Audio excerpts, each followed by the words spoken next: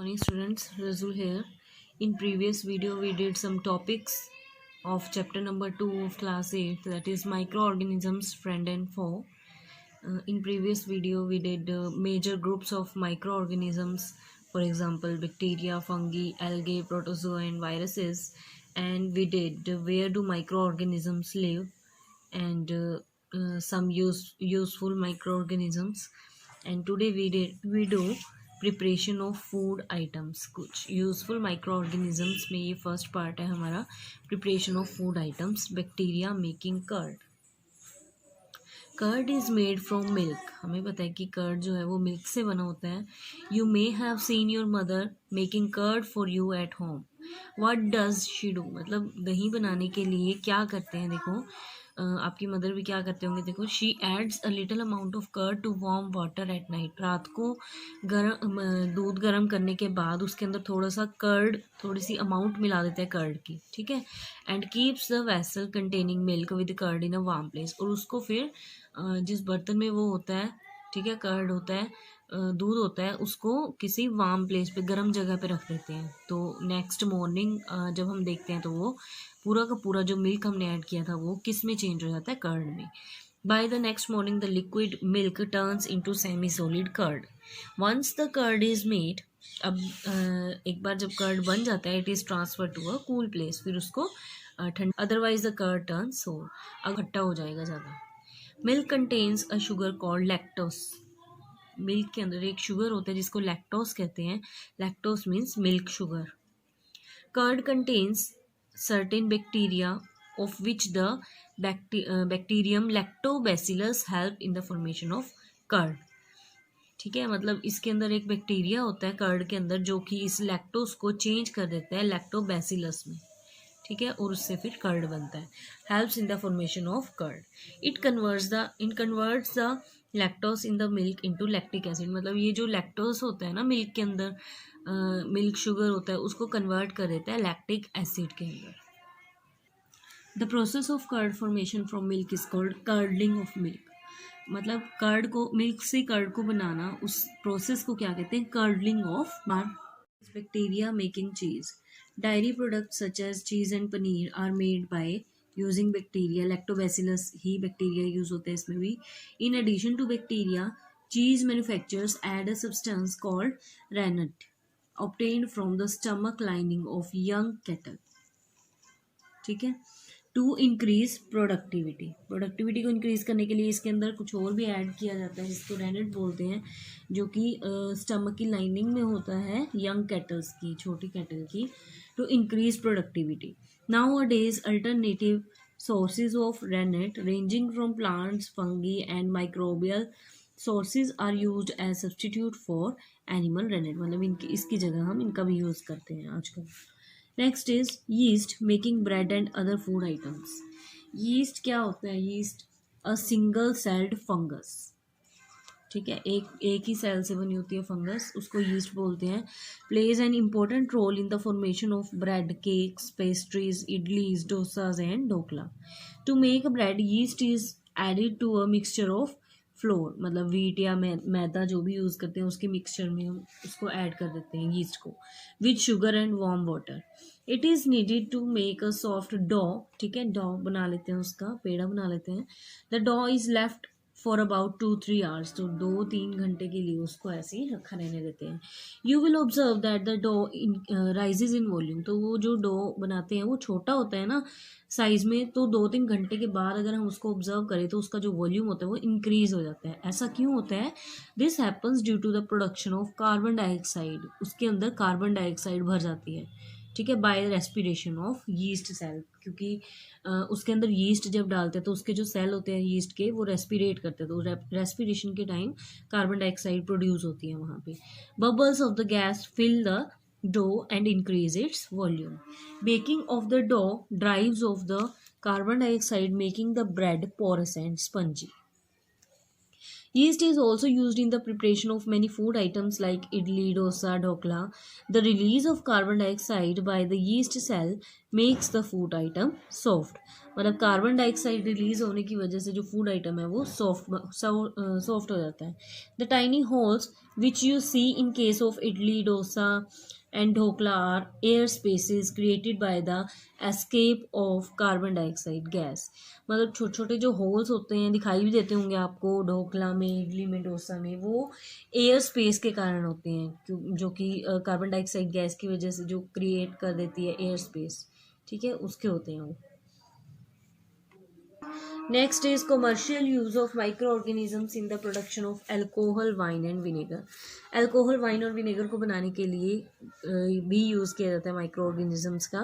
Yeast is use for the production of alcohol, wine and beer on a large scale. For this yeast is grown on a plant material that are rich in natural sugars such as grains like barley, wheat and rice and fruit juices. Yeast cells grow in the absence of oxygen and convert the sugar present in the fruit juices and grains into alcohol. देखो क्या होता है कि जो yeast है वो oxygen की absence में ग्रो कर जाती हैं, ठीक है, और शुगर को कन्वर्ट कर देती है. Convert the sugar present in the, जो भी फ्रूट जूस या ग्रेन्स के अंदर शुगर प्रेजेंट होती है उसको अल्कोहल में, एथेनॉल में कन्वर्ट कर देती है. The process of conversion of sugar in the absence of oxygen into alcohol is called fermentation. देखो क्या होता है, शुगर का कन्वर्ट होना ऑक्सीजन की एब्सेंस में, किस में, अल्कोहल में. शुगर का अल्कोहल में कन्वर्ट होना इन द एब्सेंस ऑफ ऑक्सीजन, उसको कहते हैं फर्मेंटेशन. यही चीज़ यहाँ पे लिखी हुई है. देखो शुगर जो कि ग्लूकोज होता है वो किस में कन्वर्ट हो जाता है, अल्कोहल में, और specially in the absence of oxygen, yeast cells के कारण जो होता है, ठीक है. शुगर ग्लूकोज होता है और अल्कोहल इथेनॉल कहते हैं जिसको. The fungus Aspergillus is used for the production of alcohol and citric acid. Citric acid is used in the soft drink industries. Citric acid का यूज सॉफ्ट ड्रिंक्स में भी किया जाता है. Aerobic bacteria like Acetobacter are used for the production of vinegar. Vinegar की production के लिए alcohol से विनेगर बनाना, मतलब विनेगर मतलब एसिटिक एसिड बनाना, ठीक है, एरोबिक बैक्टीरिया से. नेक्स्ट नंबर थर्ड है, यूजफुल है जो, in agriculture to increase soil fertility. मतलब बैक्टीरिया का यूज एग्रीकल्चर में भी किया जाता है सॉइल को फर्टाइल करने के लिए. Some bacteria live in the roots of leguminous plant such as pea, bean and gram. These bacteria form root nodules and are able to fix atmospheric nitrogen and convert it into suitable usable forms like nitrates. मतलब क्या है, कुछ ऐसे bacteria होते हैं roots में जो कि एटमॉस्फेरिक नाइट्रोजन को कन्वर्ट कर देते हैं नाइट्रेट्स में. Atmospheric nitrogen cannot be used by plants as such, but it can be used in the form of nitrates. मतलब जो एटमॉस्फेयर में नाइट्रोजन होती है उसको यूज नहीं करते प्लांट्स, पर जो एटमॉस्फेरिक नाइट्रोजन से जो नाइट्रेट्स बनते हैं उसका यूज होता है प्लांट्स में. The process of fixation of atmospheric nitrogen into suitable forms is called nitrogen fixation.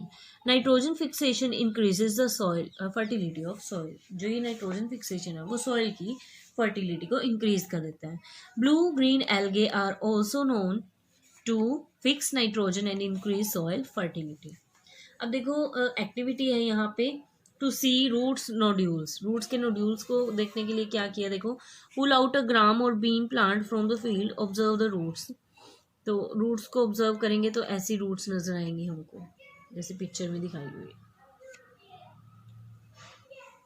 Next one is sources of food. A number of mushrooms मतलब फंगी आर एडिबल, खाने लायक होती हैं, ठीक है. They are rich in proteins and vitamins. Yeast is an important source of food being rich in proteins and vitamins of the B group. Yeast भी use किया जाता है, ठीक है, फूड में. Many algae such as like chlorella and seaweeds are used as food. Seaweeds are an important source of food in China and Japan. For fish and sea animals, algae are a direct source of food. Next is role of microorganisms in decomposition. Decomposition के लिए भी use किया जाता है, जैसे जिसको cleaning the environment बोलते हैं. एनवायरनमेंट को क्लीन करने में भी सबसे इंपॉर्टेंट रोल होता है माइक्रो ऑर्गेनिजम्स का. कैसे देखो, microorganisms like bacteria and fungi are essential for recycling materials in the environment.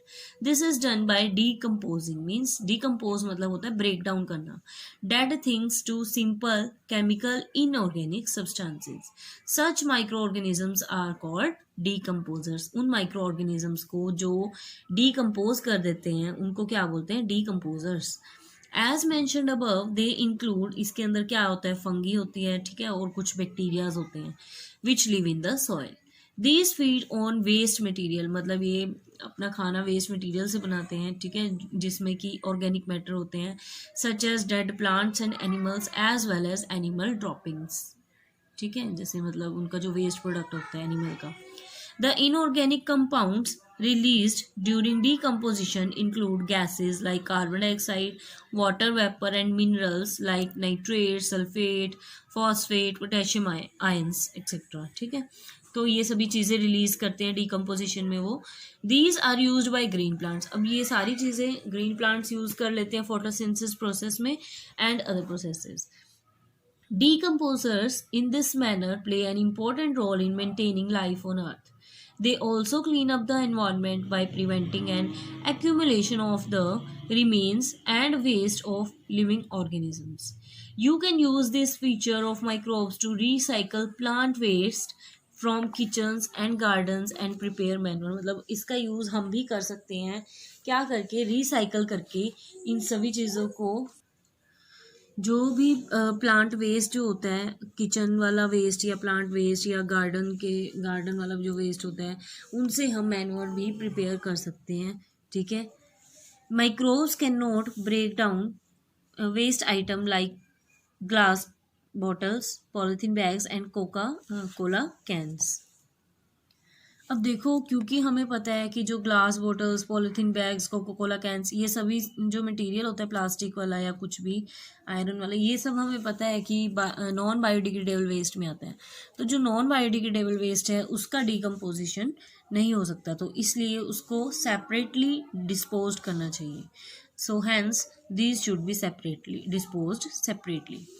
Decomposers in sewage treatment. Sewage treatment में कैसे होते हैं ये डीकम्पोजर्स, कैसे हेल्प करते हैं? Microorganisms mainly bacteria play an essential part in the treatment of sewage to make it harmless. Sewage contain faecal matter, substances from household waste, जैसे कि कोई भी सोप या डिटर्जेंट होता है जो हमारा हाउस होल्ड वेस्ट होता है, एंड केमिकल फ्रॉम फैक्ट्रीज, ये सभी आ जाता है इनमें. In cities and town sewage is made harmless by treating it in sewage treatment plant before it is discharge into rivers. मतलब उसको सीधा रिवर्स में डालने से पहले उसको सीवेज ट्रीटमेंट प्लांट से होकर गुजारा जाता है, ठीक है, जिससे कि वो हार्मलेस हो जाए और उसके बाद उसको फिर रिवर्स में भेज दिया जाता है. अब देखो, साइक्लिंग ऑफ मिनरल्स में क्या होता है? सॉइल है, सबसे पहले नीचे सॉइल होता है, ठीक है. सॉइल के अंदर ग्रीन प्लांट्स होते हैं और ग्रीन प्लांट्स को कौन खाता है? एनिमल्स, ठीक है. अब जो ग्रीन प्लांट्स हैं उनकी भी डेथ तो होएगी कभी ना कभी, एनिमल्स की भी डेथ होएगी. तो ये दोनों गए यहाँ पे, डेड प्लांट्स एंड एनिमल्स. अब इस डेड प्लांट्स और एनिमल्स को कौन खाएगा? माइक्रोब्स, ठीक है, माइक्रोब्स खाएंगे.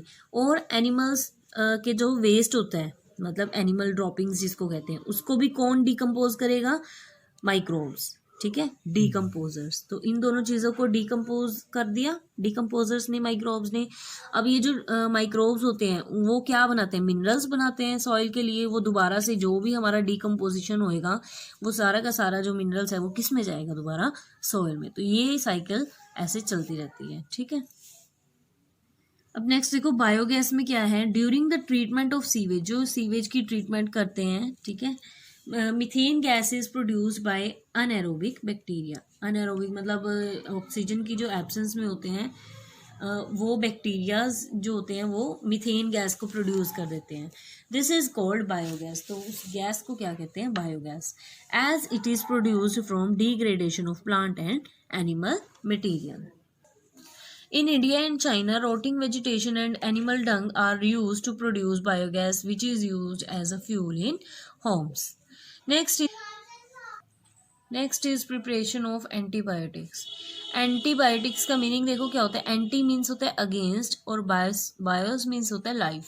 ठीक है, तो इनका मीनिंग क्या हुआ. ये एंटीबायोटिक्स केमिकल सब्सटेंसेस होते हैं produced by microorganism such as fungi and bacteria which kill or stop the growth of disease causing microorganism. मतलब कि ऐसे माइक्रो ऑर्गेनिज्म जिससे कि डिजीज होते हैं उनको किल करने का काम या फिर उनकी ग्रोथ को स्टॉप करने का काम करते हैं, वो होते हैं antibiotics.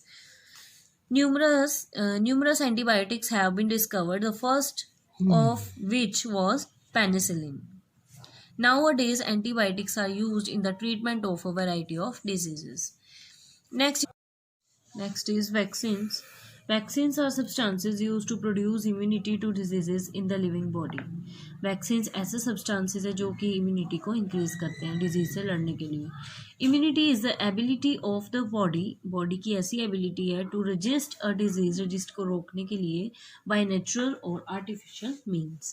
When a disease causing microbe enters your body acts in two ways. जब कोई डिजीज कॉजिंग जो माइक्रोब्स हैं, ठीक है, जो माइक्रो ऑर्गेनिजम्स हैं, जब वो एंटर कर जाते हैं हमारी बॉडी में तो वो टू टाइप से एक्ट करते हैं. First is some white blood cells reach the invading microbe and eat them. कुछ जो वाइट ब्लड सेल होते हैं वो उस माइक्रोब तक पहुंचते हैं और उसको खा लेते हैं.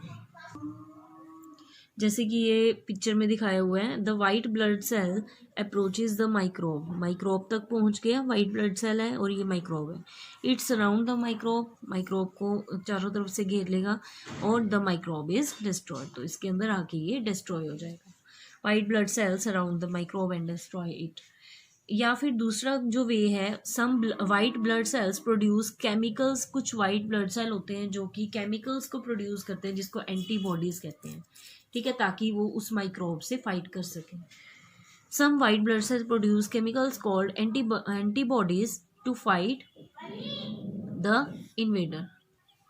Antibodies surround the invader microbe and then eat it. Antibodies जो होंगी वो इन्वेडर को सराउंड कर लेगी, उस माइक्रोब को सराउंड कर लेगी और उसको खा जाएगी. जैसे ये पिक्चर में दिखाया हुआ है, the white blood cell makes antibodies. ठीक है, एंटी मतलब कुछ केमिकल यहाँ पे प्रोड्यूस होता है, ठीक है, रिलीज होता है.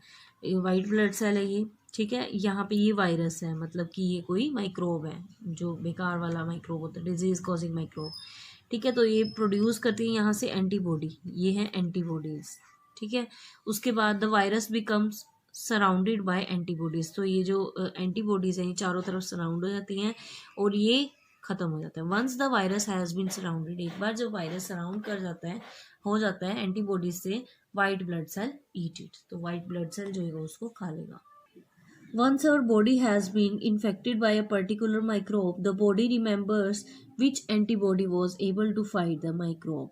मतलब जब हमारी बॉडी के अंदर कोई ऐसा इन्फेक्टेड माइक्रोब आ जाता है तो हमारी बॉडी, जो हमारी बॉडी के अंदर एंटीबॉडी है, वो फाइट करने के लिए तैयार रहती है, ठीक है, माइक्रोब के साथ. This means that if you come in contact with the same microbe again, मतलब इसका मतलब ये है कि अगर उसी सेम माइक्रोब से आप घेरे जाते हो, कॉन्टैक्ट में आते हो, your body can make antibodies. तो आपकी बॉडी जो होगी वो एंटीबॉडीज बनाना शुरू कर देगी and destroy the microbe before it can make you ill. और वो उसको पहले से ही ख़त्म कर देगी, मतलब बीमार होने से पहले ही उस माइक्रोब को ख़त्म कर देगी. This is known as becoming immune. This is how immunity is provided to the body against diseases in a natural way. Natural तरीके से इस टाइप से हमारी बॉडी काम करती है, इम्यूनिटी काम करती है. Immunity can be induced artificially by introducing dead or weakened microbes in a healthy body. The body fights and kills these microbes by producing suitable antibodies. These antibodies remain in the body and protect it from disease causing microbes. मतलब ये तो था, हमने जो अब पढ़ा था वो था नेचुरल वे से. दूसरा क्या है, आर्टिफिशियली वे से कुछ माइक्रोब्स को, कुछ एंटीबॉडीज़ को अंदर ले जाया जाता है बॉडी के अंदर, जिसको बोलते हैं vaccination. Several diseases like smallpox, chickenpox, cholera, tuberculosis, and hepatitis can be prevented by this method. That is why in your childhoods, मतलब जब जो छोटे बच्चे होते हैं आपने देखा भी होगा उनको इंजेक्शंस लगते हैं टाइम टाइम पे वैक्सीनेशन के। तो वो क्यों होते हैं? ताकि उनके अंदर बॉडी के अंदर कुछ एंटीबॉडीज़ को छोड़ दिया जाता है। जो एंटीबॉडीज़ है वो फिर उस माइक्रोब्स को, जो माइक्रोब्स हैं जैसे कॉलरा, चिकन पॉक्स, ये सभी डिजीज़ के जो माइक्रोब्स उनको ख़त्म कर देती है। That is Y in your childhood you were given injections or oral vaccines to protect you from several diseases such as measles, polio, diphtheria, tetanus, and typhoid. So this is our part 2 of this chapter. Rest of the chapter will be discussed in next part, that is part 3. Share and subscribe my channel if you like. Thanks for watching.